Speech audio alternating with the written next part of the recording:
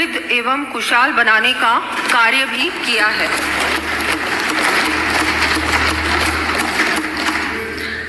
हमने प्रदेश की महिलाओं को मुख्यमंत्री सुपोषण न्यूट्री किट, लाडो प्रोत्साहन, मुख्यमंत्री नारी शक्ति प्रशिक्षण एवं कौशल संवर्धन, मुख्यमंत्री नारी शक्ति उद्यम प्रोत्साहन, सोलर दीदी एवं लखपति दीदी जैसी योजनाओं के माध्यम से सशक्त करते हुए आत्मनिर्भर बनाया है।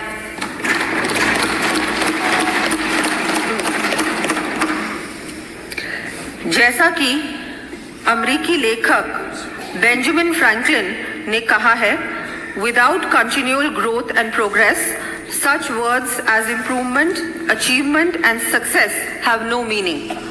अर्थात निरंतर प्रगति एवं विकास के बिना सुधार, उपलब्धि तथा सफलता जैसे शब्दों का कोई अर्थ नहीं है।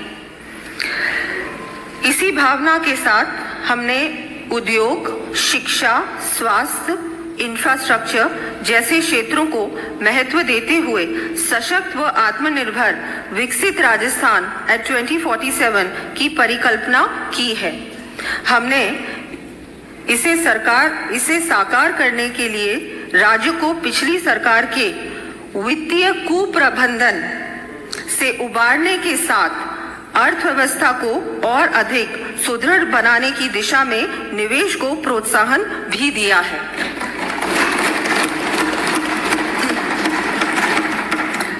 सामाजिक आर्थिक विकास के साथ साथ राजस्थान को हरित प्रदेश बनाने एवं पर्यावरणीय सुरक्षा प्रदान करने की दिशा में हमने पिछले वर्ष राज्य का पहला हरित बजट भी प्रस्तुत किया है।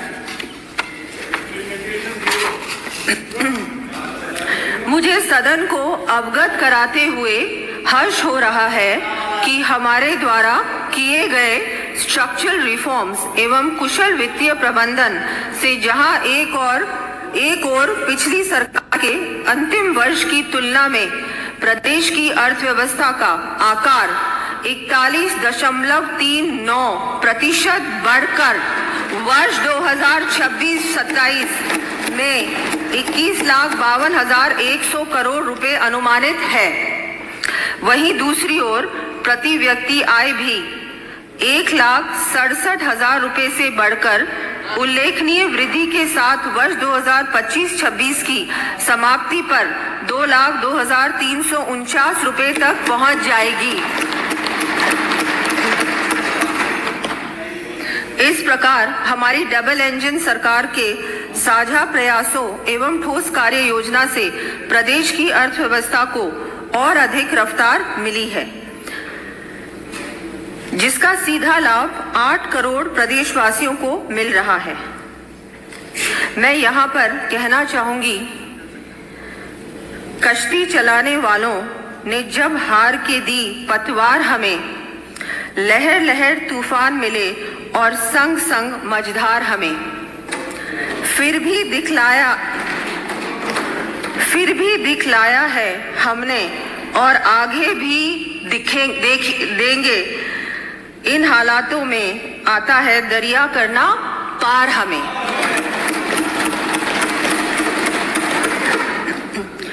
इसी हौसले के साथ हमने इस कार्यकाल की शुरुआत में ही विकसित राजस्थान की कार्य योजना के लिए 10 संकल्प निर्धारित किए थे।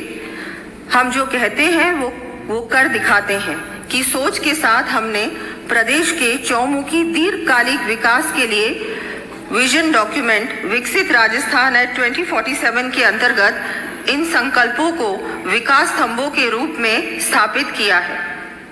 ये बजट भी इन्हीं विकास स्तंभों को आकार बनाकर विकसित राजस्थान एट 2047 के विजन को साकार करने के उद्देश्य से तैयार किया गया है। ये बजट प्रदेश को संकल्प से सिद्धि, नियत से नीति तथा आकांक्षा से उपलब्धि की ओर अग्रसर करने वाला बजट है। पहला स्तंभ, अवसंरचना का विस्तार, इंफ्रास्ट्रक्चर एक्सपेंशन। देश की विकास यात्रा का कुशल नेतृत्व करने वाले हमारे प्रधानमंत्री श्री नरेंद्र मोदी जी ने कहा है, यदि आप स्थायी विकास चाहते हैं तो सबसे पहले आधारभूत संरचना की आवश्यकता होगी। इसी सोच के साथ आगे बढ़ते हुए इस कार्यकाल की शुरुआत से ही हम प्रदेश को मजबूत इंफ्रास्ट्रक्चर के निर्माण के लिए प्रयासरत हैं। वर्ष 2024-25 में ही हमारे द्वारा 3,427 करोड़ रुपए का पूंजीगत व्यय किया गया है, जो कि आज तक किसी भी वर्ष में किया गया सर्वाधिक पूंजीगत व्यय है।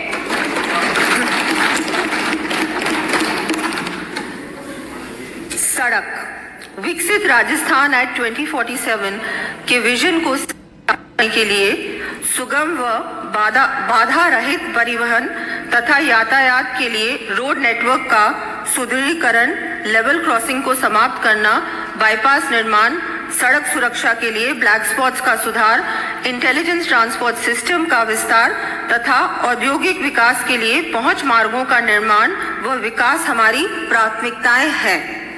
हमारी सरकार ने इस कार्यकाल में सड़क विस्तार लगभग 27,860 करोड़ रुपए का व्यय कर 16,430 किलोमीटर लंबाई की नवीन सड़कों को शामिल करते हुए लगभग 42,000 किलोमीटर सड़कों के विकास का कार्य किया गया है।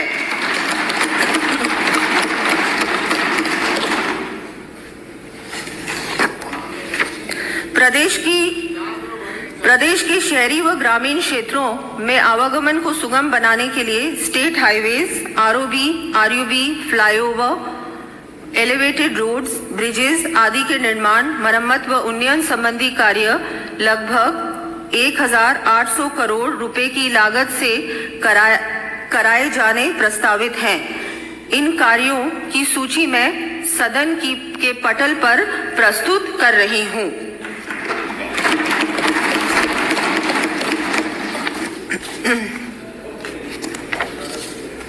लंबी सूची अध्यक्ष।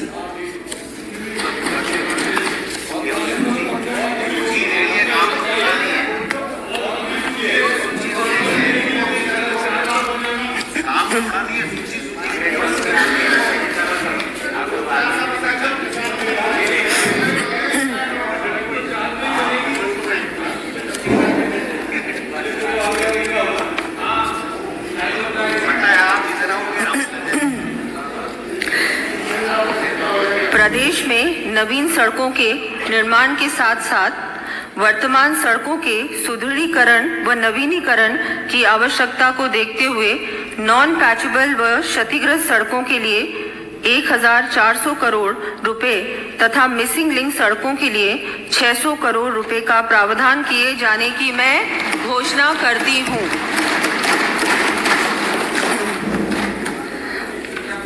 वर्ष 2047 तक राजस्थान को विकसित प्रदेश बनाने की दिशा में रूरल कनेक्टिविटी का विस्तार भी आवश्यक है। हमारे द्वारा ग्रामीण क्षेत्रों के निवासियों को भी शहरी क्षेत्रों के समान सुविधाएं प्रदान करने की दृष्टि से वर्ष 2024-25 एवं 2025-26 में क्रमशः 10,000 व 5,000 से अधिक आबादी वाले ग्रामीण कस्बों में सीमेंट कंक्रीट के अटल प्रगति पथ के निर्माण करवाए जाने की घोषणा की गई थी। इसी कड़ी में आगामी वर्ष 250 अटल प्रगति पथों के 500 करोड़ रुपए की लागत के कार्य हाथ में लिए जाने प्रस्तावित हैं।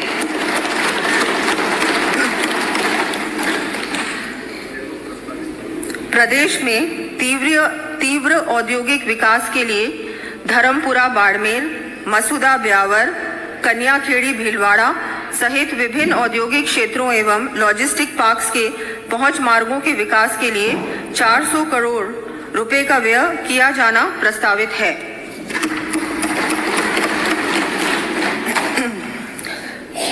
प्रदेश में अत्यधिक वर्षा के कारण क्षतिग्रस्त हुई पुलिया व सड़कों की मरम्मत एवं पुनर्निर्माण हेतु हमारे द्वारा वर्ष 2025-26 में 800 करोड़ रुपए की राशि के कार्य स्वीकृत किए गए हैं।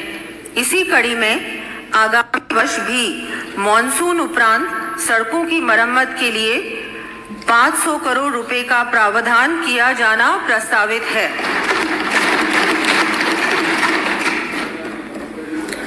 साथ ही 11 बीओटी सड़कों के 500 किलोमीटर लंबाई में लगभग 435 करोड़ रुपए की लागत के सुदृढ़ीकरण एवं नवीनीकरण के कार्य करवाए जाएंगे। हमारे द्वारा गत बजट में राज्य के 20 लेवल क्रॉसिंग रेलवे फाटकों पर आरओबी निर्माण के लिए डीपीआर बनाए जाने की घोषणा के क्रम में प्राप्त फिजिबिलिटी के अनुसार आगामी वर्ष 15 लेवल क्रॉसिंग्स पर आरओबीज के साथ ही प्रदेश के अन्य स्थानों पर आरओबीज बनाए जाएंगे। इन पर 920 करोड़ रुपए से अधिक का व्यय किया जाएगा। इसके अतिरिक्त प्रदेश में 26 लेवल क्रॉसिंग रेलवे फाटकों पर आरओबी निर्माण के लिए डीपीआर बनाया जाना भी प्रस्तावित है। इन आरओबीज की सूची मैं सदन के पटल पर प्रस्तुत कर रही हूं।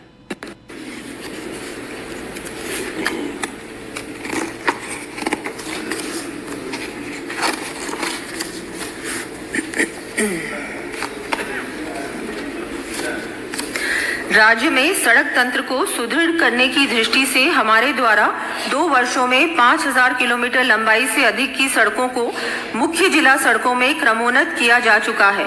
इसी क्रम को आगे बढ़ाते हुए आगामी 2 वर्षों में 1000 किलोमीटर लंबाई से अधिक की सड़कों को राज्य राजमार्गों में एवं 2000 लंबाई से अधिक की सड़कों को मुख्य जिला मार्गों में क्रमोन्नत किए जाने की मैं घोषणा करती हूँ।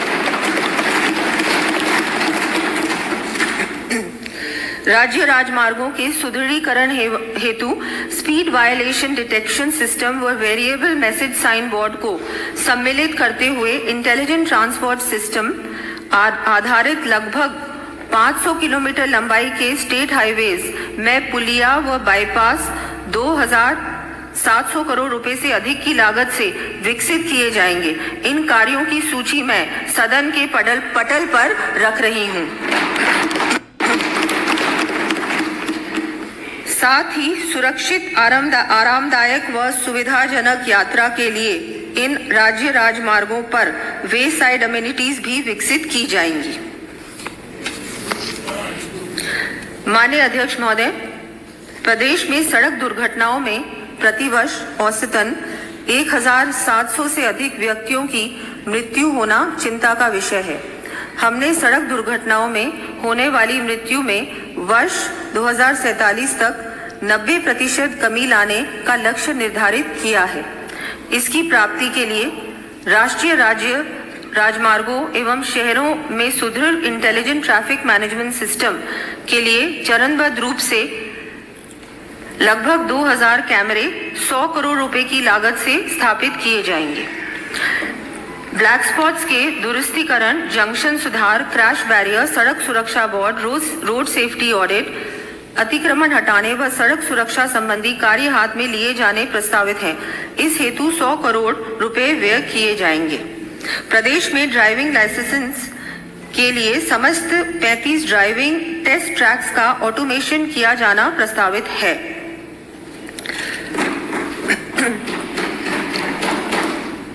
पेयजल, जैसा कि विदित है, हमारा प्रदेश क्षेत्रफल की दृष्टि से जहां सबसे बड़ा राज्य है, वहीं विषम भौगोलिक परिस्थिति के कारण सतही जल की उपलब्धता भी काफी कम है।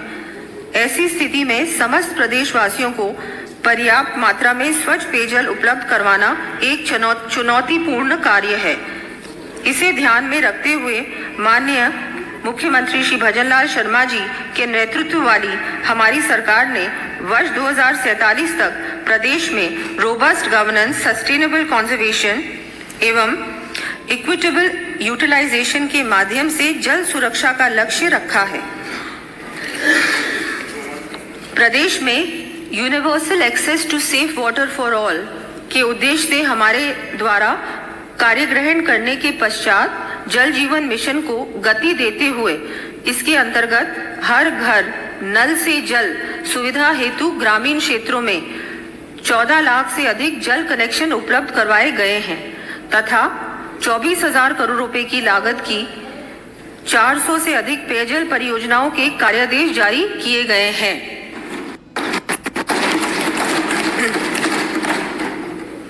साथ ही परवन अकावद परियोजना के अंतर्गत 12 कोटा एवं झालावाड़ के लिए 3,500 करोड़ रुपए तथा नवनेरा परियोजना के तहत कोटा व एवं बूंदी के गांवों को पेयजल उपलब्ध कराने के लिए 1,100 करोड़ रुपए से अधिक के कार्यादेश जारी किए गए हैं।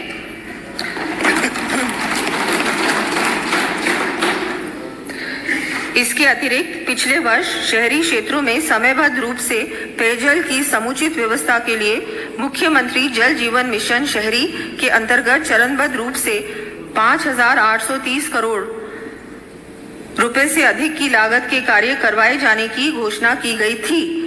इसी कड़ी में मुख्यमंत्री जल जीवन मिशन शहरी योजना का दायरा बढ़ाते हुए प्रदेश के समस्त शहरों के मास्टर प्लान में दर्शाए गए पेरी अर्बन एरिया के 6,245 गांवों को सम्मिलित किया जाएगा। इसके लिए 5,000 करोड़ रुपए का व्यय कर चरणबद्ध रूप से पेयजल आधारभूत संरचना संबंधी कार्य करवाए जाने प्रस्तावित हैं।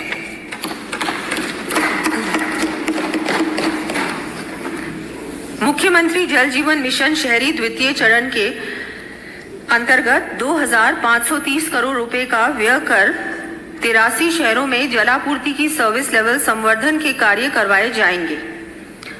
इसके अतिरिक्त अमृत 2.0 योजना के तहत आगामी वर्ष 3 लाख पेयजल कनेक्शन जारी किए जाएंगे। प्रदेश के बीकानेर, जोधपुर, झालोर, सांचौर एवं बालोतरा शहरों के जलापूर्ति अंतराल को सतत रूप से कम किए जाने हेतु स्रोत निर्माण, उच्च स्वस्थ जलाशय, पंप लाइन संबंधी कार्य करवाए जाएंगे। साथ ही देशनोक बीकानेर में 24/7 पेयजल उपलब्ध करवाया जाना प्रस्तावित है।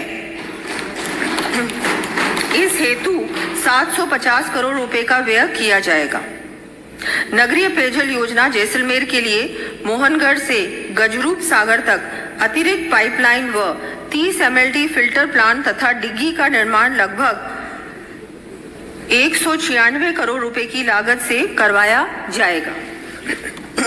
जयपुर जिले के चाकसू व बस्सी तथा टोंक जिले के निवाई, टोडा रायसिंग कस्बों तथा टोडी, तिलांजू, डूंगरी, मांडोलाई, दातोब सहित 1,092 गांवों की लगभग 20 लाख आबादी को बिसलपुर से पेयजल का आपूर्ति स्तर बेहतर करने के लिए सूरजपुरा से ट्रांसमिशन लाइन संबंधी कार्य 650 करोड़ रुपए की लागत से करवाए जाएंगे।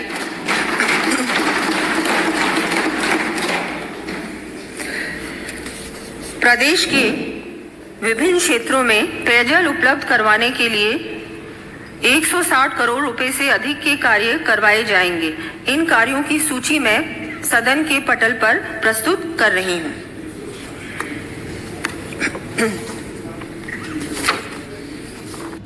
प्रदेशवासियों को ग्रीष्म ऋतु में पर्याप्त पेयजल उपलब्ध करवाए जाने की दृष्टि से आगामी वर्ष 600 ट्यूबवेल्स व 1,200 हैंडपंप्स लगाए जाने प्रस्तावित हैं। साथ ही समर कंटिंजेंसी के अंतर्गत प्रत्येक जिला कलेक्टर को 1 करोड़ रुपए की राशि उपलब्ध करवाई जाएगी। प्रदेश में सशक्त जल प्रबंधन की दृष्टि से जयपुर में सेंटर ऑफ एक्सीलेंस की स्थापना 10 करोड़ रुपए की लागत से की जाएगी। साथ ही bureau of water use efficiency की स्थापना कर जयपुर में HCM, रिपा सचिवालय एवं जल भवन में पायलट बेसिस पर वाटर डिस्ट्रीब्यूशन एफिशिएंसी की संवर्धन संबंधी कार्य करवाए जाएंगे। प्रदेश के दूरदराज क्षेत्रों में जल गुणवत्ता परीक्षण हेतु मोबाइल वाटर टेस्टिंग लैब्स का संचालन किया जाएगा। प्रदेश में आमजन को पेयजल सुविधा तथा नॉन डोमेस्टिक एवं इंडस्ट्रियल यूनिट्स के लिए पानी उपलब्ध करवाने के दृष्टिगत राजस्थान स्टेट वाटर पॉलिसी लाई जाएगी। इसमें पेयजल के साथ साथ रॉ वाटर एवं ट्रीटेड वाटर के वितरण के संबंध में नीतिगत प्रावधान किए जाएंगे। प्रदेश में जल सुरक्षा एवं अनुकूलता हेतु आईटी का उपयोग करते हुए समयबद्ध जलापूर्ति योजनाओं की विभिन्न गतिविधियों के डिजिटल प्रबंधन एवं रखरखाव के लिए एंटरप्राइज रिसोर्स प्लानिंग लागू की जाएगी।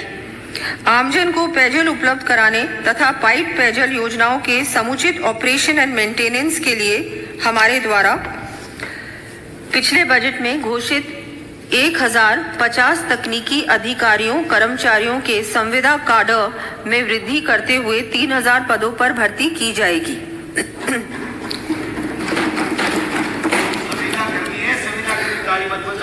ऊर्जा। माननीय अध्यक्ष महोदय, प्रदेश को विकसित बनाए जाने की दिशा में उत्पादन क्षमता विस्तार एवं रिन्यूएबल एनर्जी के क्षेत्र में आत्मनिर्भर बनाकर हर घर बिजली व हर उद्योग को शक्ति उपलब्ध कराना हमारी सरकार की प्राथमिकता है।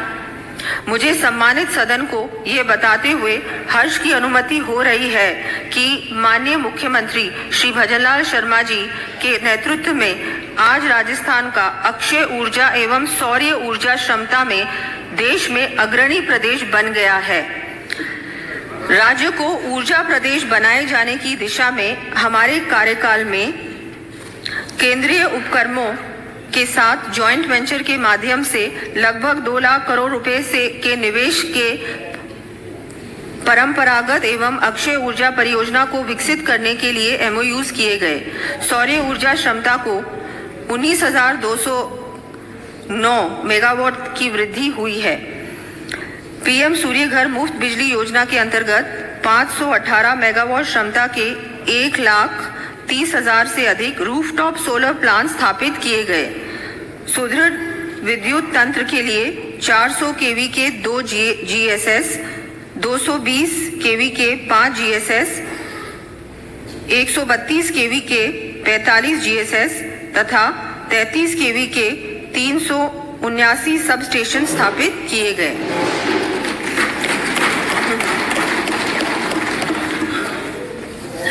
प्रदेश में विद्युत तंत्र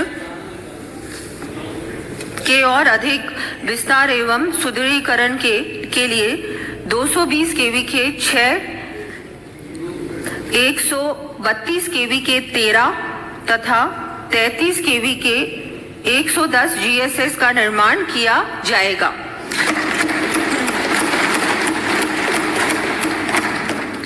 इन GSS की सूची मैं सदन के पटल पर प्रस्तुत कर रही हूं।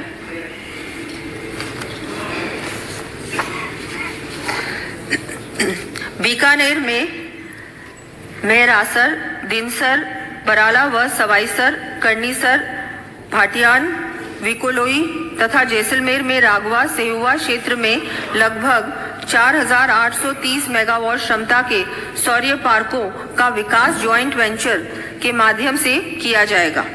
इस पर लगभग 2,900 करोड़ रुपए का व्यय किया जाएगा।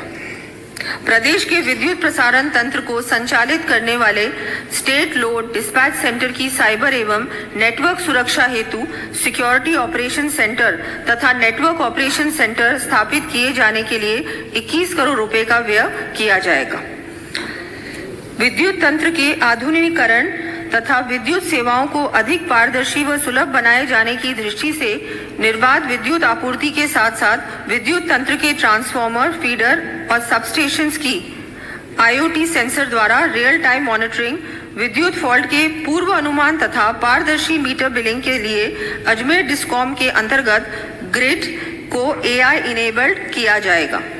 इमरजेंसी अलर्ट व डिजिटल भुगतान प्रक्रिया तथा कृषि उपभोक्ताओं को विद्युत सेवाओं, कल्याणकारी योजनाओं एवं विद्युत आपूर्ति की रियल टाइम जानकारी उपलब्ध कराने के लिए AI आधारित डिजिटल प्लेटफॉर्म विकसित किया जाएगा।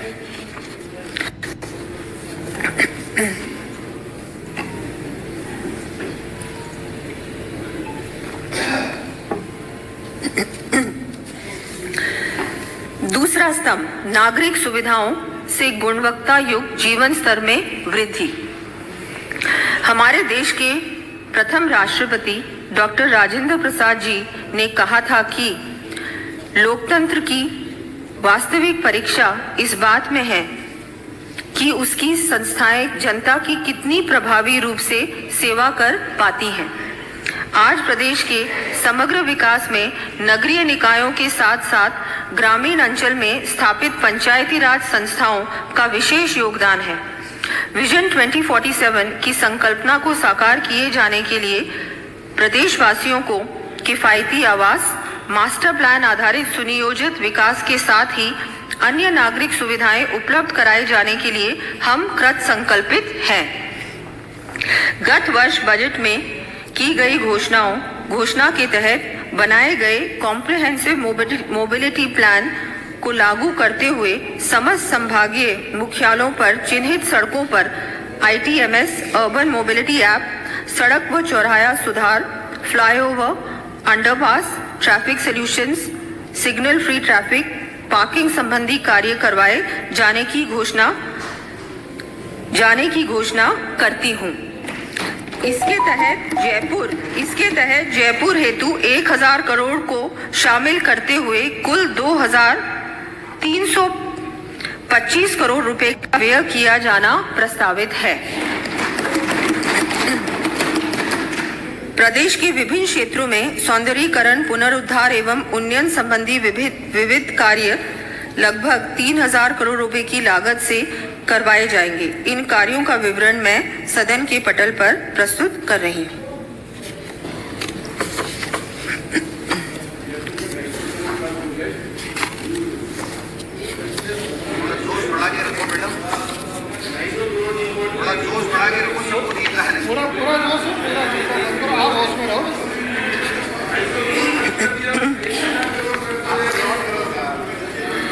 वर्ष 2028-29 तक सभी के लिए आवास हेतु प्रधानमंत्री आवास योजना ग्रामीण के अंतर्गत आवास सुविधा से वंचित 28 लाख से अधिक परिवारों के सर्वे का कार्य पूर्ण कर लिया गया है। योजना के द्वितीय चरण में वर्ष 2029 तक पात्र परिवारों को आवास निर्माण किए जाने हेतु अनुदान दिया जाएगा।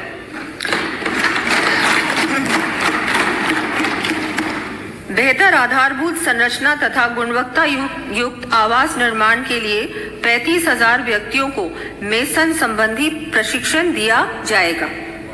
ऊर्जा बचत के साथ पर्याप्त रोशनी के लिए राज्य के नगर निकायों में 7 लाख स्ट्रीट लाइट्स लगाई जाएंगी। इस हेतु 500 करोड़ रुपए से अधिक का व्यय किया जाएगा। प्रदेश में जल भराव की समस्या के निस्तारण, वर्षा जल की व्यवस्थित निकासी तथा बाढ़ सुरक्षा की दृष्टि से जयपुर में 500 करोड़ रुपए एवं अजमेर में 200 करोड़ रुपए के ड्रेनेज सिस्टम के कार्य सहित अलवर, भिवाड़ी, उदयपुर, कोटा, चुरू, पाली, नागौर एवं भरतपुर के नगरीय क्षेत्रों में बाढ़ सुरक्षा हेतु कुल 1020 करोड़ रुपए के कार्य करवाए जाने की मैं घोषणा करती हूँ। जिला स्तरीय नगरीय निकायों के लिए मास्टर ड्रेनेज प्लान बनाए जाएंगे। इस हेतु 40 करोड़ रुपए का व्यय किया जाएगा। प्रदेश में प्राकृतिक एवं मानव निर्मित विभिन्न प्रकार की आपदाओं के प्रबंधन हेतु नागरिक सुरक्षा विभाग एवं SDRF के सुदृढ़ीकरण के लिए बाढ़, भूकंप, आगजनी, रासायनिक दुर्घटनाओं आदि हेतु खोज व बचाव उपकरण उपलब्ध कराए जाने के लिए 60 करोड़ रुपए का व्यय किया जाएगा। अग्निशमन सेवाओं के विकास एवं उन्नयन की दृष्टि से 93 फायर बाइक्स उपलब्ध कराए जाने के लिए 16 करोड़ रुपए व्यय किए जाएंगे।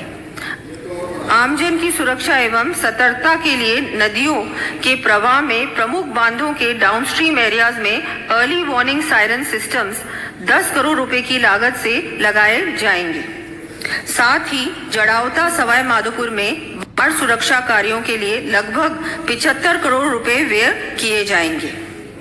आमजन की सुविधा के लिए प्रदेश के विभिन्न स्थानों पर जन कल्याण संबंधी विभिन्न कार्य करवाए जाएंगे। इन कार्यों का विवरण मैं सदन के पटल पर प्रस्तुत कर रही हूँ।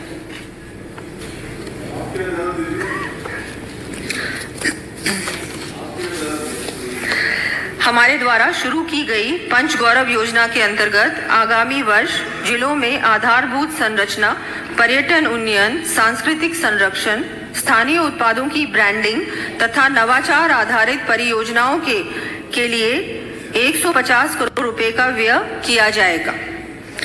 प्रदेश के आर्थिक विकास के लिए स्थानीय निकायों एवं राजकीय उपक्रमों के इंफ्रास्ट्रक्चर प्रोजेक्ट्स को इनोवेटिव फाइनेंसिंग सुलभ करवाने के लिए Raj Setu Rajasthan structured enabler for transformative urban and infrastructure financing fund की स्थापना की जाएगी।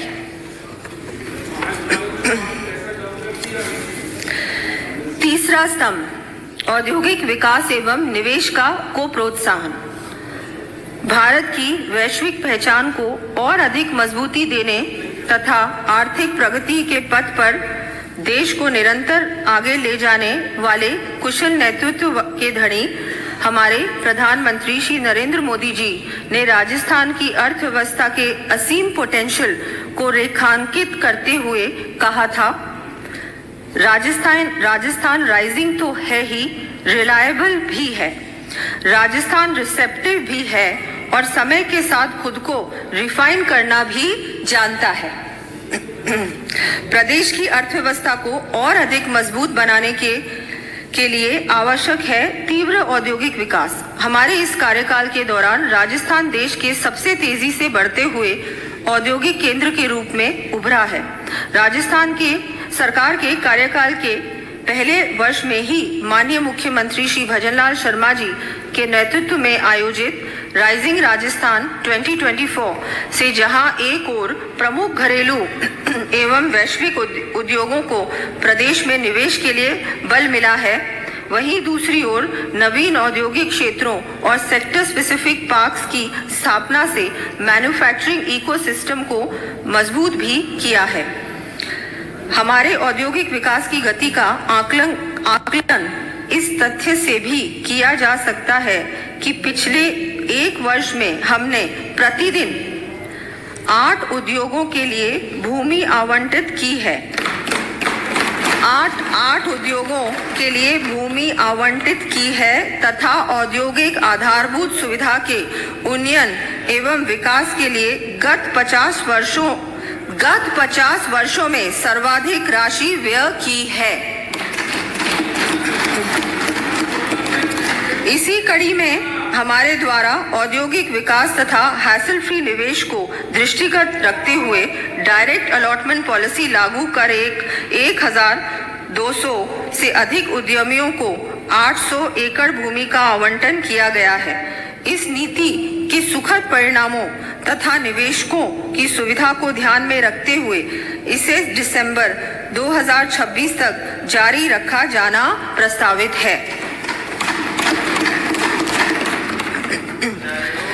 प्रदेश में औद्योगिक विकास की यात्रा को निरंतर जारी रखने की दृष्टि से विभिन्न स्थानों पर नवीन औद्योगिक पार्कों की स्थापना तथा अन्य आधारभूत कार्य करवाए जाएंगे। इन कार्यों का विवरण मैं सदन के पटल पर प्रस्तुत कर रही हूं। औद्योगिक क्षेत्र एवं आधारभूत संरचनाओं के विकास के लिए लैंड एग्रीगेशन के विकल्प का उपयोग किए जाने हेतु आवश्यक विधिक प्रावधान किए जाने प्रस्तावित हैं।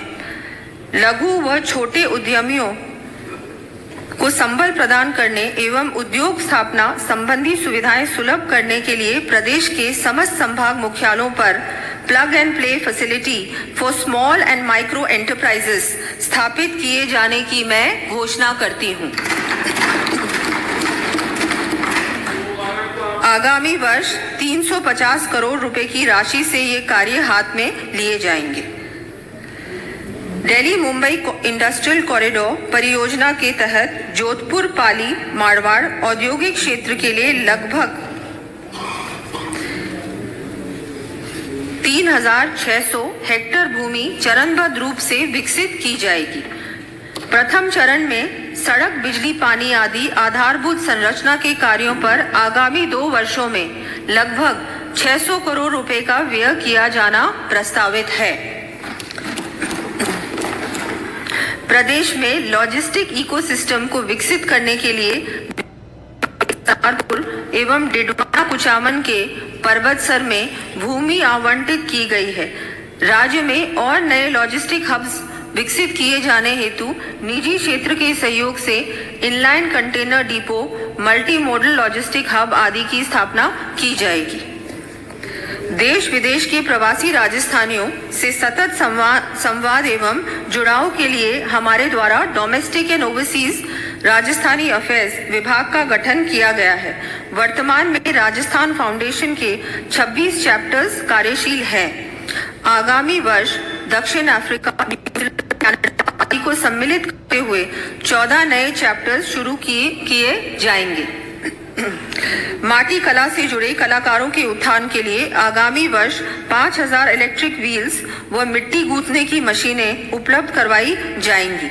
इस हेतु 15 करोड़ रुपए का व्यय किया जाएगा। राजस्थान ओडीओपी पॉलिसी 2024 के अंतर्गत इकाइयों की स्थापना के साथ साथ विस्तार हेतु ऋण लेने वाली सूक्ष्म एवं लघु इकाइयों को मार्जिन मनी उपलब्ध करवाए जाने के लिए 15 करोड़ रुपए का प्रावधान किया जाना प्रस्तावित है। कृषि मंत्री जी सो गए सर, जग रहे हैं। आपने जगा दिया बहुत।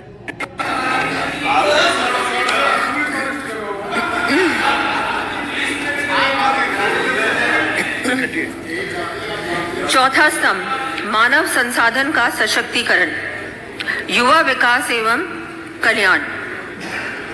संयुक्त राष्ट्र संघ के पूर्व सेक्रेटरी जनरल, नोबेल शांति पुरस्कार विजेता कोफी आनान ने कहा था, Young people should be at the forefront of global change and innovation. Empowered, they can be key agents for development and peace. अर्थात युवाओं को वैश्विक परिवर्तन एवं नवाचार के लिए अग्रणी होना चाहिए। सशक्त युवा विकास और शांति के प्रमुख कारक सिद्ध हो सकते हैं। विकसित राजस्थान की संकल्पना को साकार करने में युवा शक्ति की महत्वपूर्ण भूमिका एवं योगदान है। हमारे माननीय मुख्यमंत्री श्री भजनलाल शर्मा जी का ध्येय है कि प्रदेश का युवा नौकरी लेने वाला नहीं बल्कि नौकरी देने वाला बने।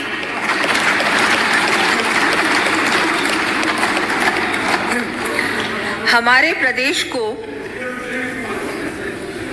प्रदेश को मेरे युवा साथी आगे ले जाएंगे। उनके सपने सितारे बनकर आसमान में चमके, ऐसा वातावरण तैयार करना हमारी जिम्मेदारी है। इसे ध्यान में रखते हुए हमने युवाओं के लिए vocational education, skill enhancement, career counselling के साथ साथ प्रक्रियाओं के सरलीकरण तथा शून्य अथवा न्यून ब्याज पर वित्त की उपलब्धता आदि पर विशेष फोकस किया है।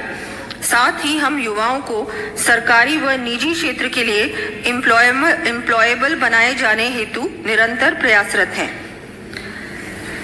प्रदेश के युवाओं को स्वरोजगार के अवसर उपलब्ध करवाने के उद्देश्य से मुख्यमंत्री युवा स्वरोजगार योजना प्रारंभ की गई है। इसके अंतर्गत 1 लाख युवाओं को 10 लाख रुपए तक के ऋण पर 100% ब्याज अनुदान तथा मार्जिन मनी अनुदान आदि की सुविधा दी जाएगी।